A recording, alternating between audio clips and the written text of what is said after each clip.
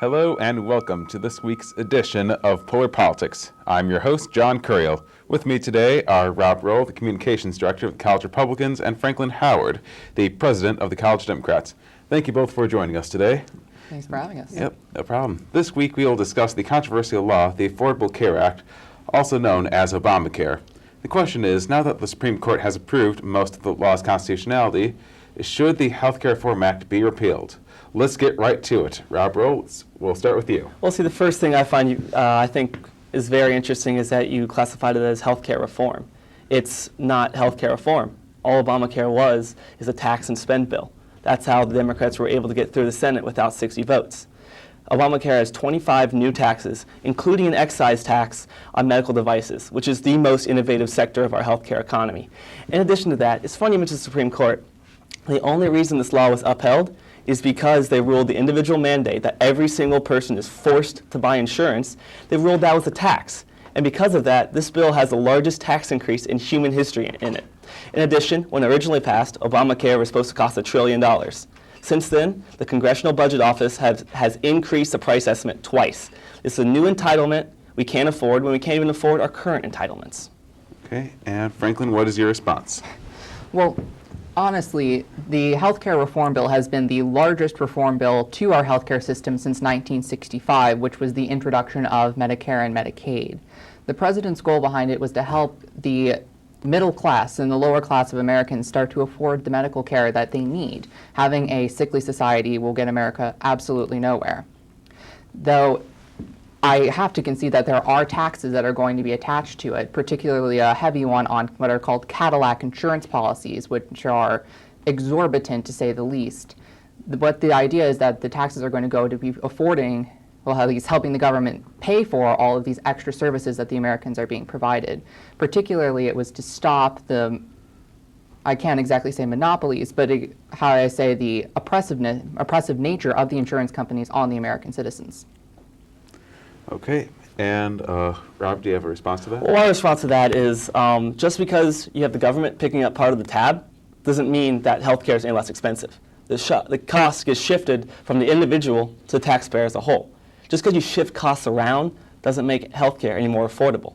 And the fact that you're shifting more healthcare costs to the government when healthcare costs are already the main driver of our debt and deficit with regard to Medicare and Medicaid, it doesn't really change the overall cost of healthcare, unlike the proposals that Republicans have suggested. Yeah, and Franklin, do you have a response to that? I do. By shifting basically, instead of going from the individual to the taxpayers as a whole, we're able to distribute the amount that it's going to be costing the individual person, which is going to help the middle and lower class of America. Furthermore, the idea that what it's doing is it's basically extending services to people, basically giving health care to those who couldn't afford it, particularly preventative care. Well, it's interesting you mentioned preventative care. If you talk to many economists, many healthcare experts, you'll find that affordable care shouldn't be covered by insurance. I mean, oil changes aren't covered by auto insurance.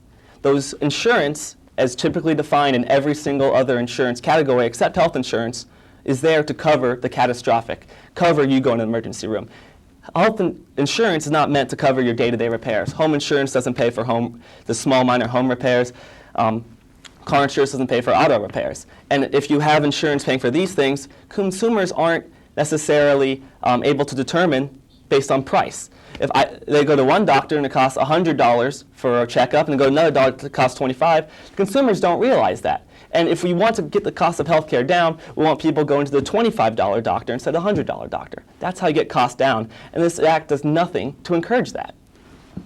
Now, if you don't mind me asking now, I'd like to shift the focus to the individual mandate, one of the most controversial parts of that law, which would require every American to buy it or be taxed 1%, as the Supreme Court decided, well, at least in the initial years.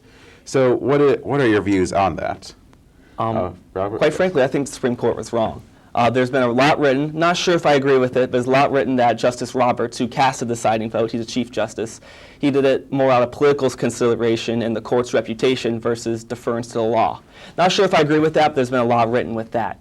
I just don't see how the government forcing you to buy a private product under penalty of financial fine, because it's just like any other crime would be. It's a fine. It's not a tax.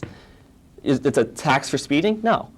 I don't understand how they saw it as a tax, but that's the way it is. And the fact that they rule it as a tax makes it the largest tax in human history.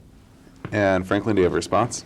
To equate this particular tax to a fine would make some sort of idea that not owning, basically you're making the argument that it would almost be a criminal offense to not have health care. That's what this law makes it.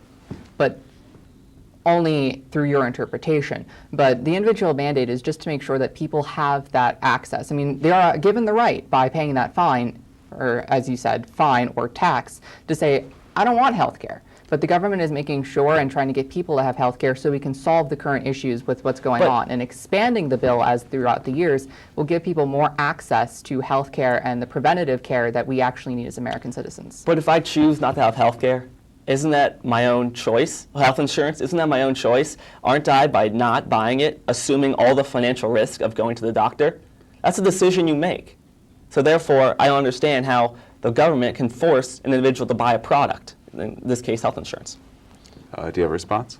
Yes. Basically, the idea is to get people on board with this program. The more people we can have on board with the program, the more effective it's going to be. The idea is that there are so many American citizens who do not have health care because they don't have access to that particular insurance. And as it stood beforehand, insurance companies could drop an individual simply because they became too ill. They became a financial liability to the company in which they ceased performing their duty.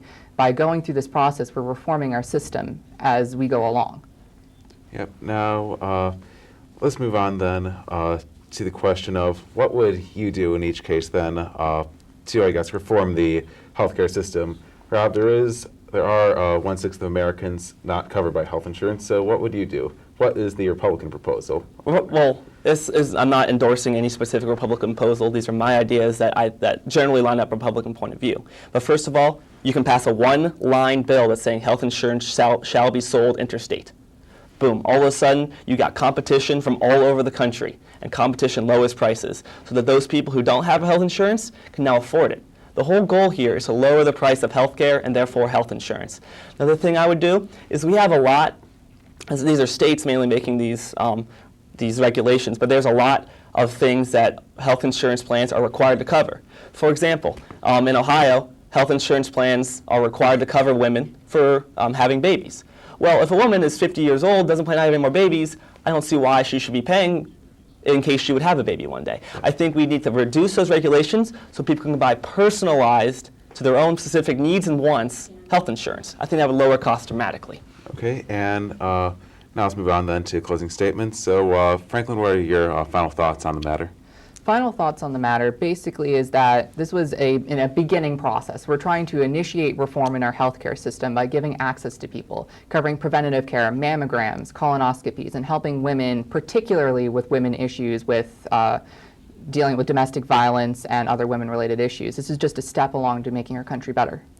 And Rob, do you have a quick response? Well, quick response, honestly, it's unaffordable. Costs $1 trillion when passed, and the estimate's been revised up twice. We already have a $14 trillion debt. I don't think we can afford $1 trillion more.